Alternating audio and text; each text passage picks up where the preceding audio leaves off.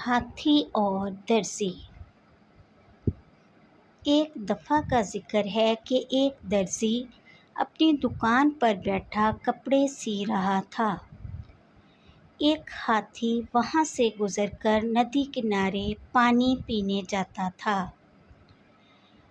درزی ہاتھی کو پیار بھری نگاہوں سے دیکھتا اور اس کو پھل کھلاتا۔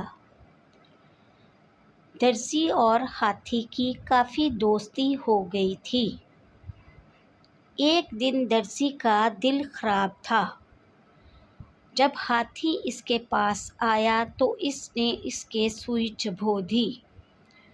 ہاتھی نے اس بات کا بہت برا مانا، لیکن وہ آرام سے ندی کی طرف چل پڑا۔ ندی پر جا کر اسے پھر درزی کے اس رویے کا خیال آیا۔ اس نے وہاں سے مٹی بھرا پانی اپنی سونڈ میں بھرا اور درزی کے نئے کپڑوں پر لا کر پھینک دیا۔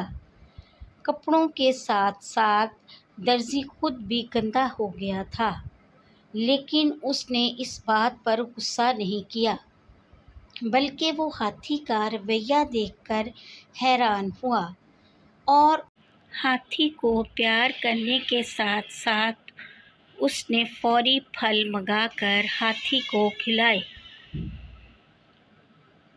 اس طرح ہاتھی اور درزی دوبارہ دوست بن گئے۔ اس کہانی سے یہ سبق ملتا ہے کہ بدلے کا انجام ہمیشہ برا ہی ہوتا ہے۔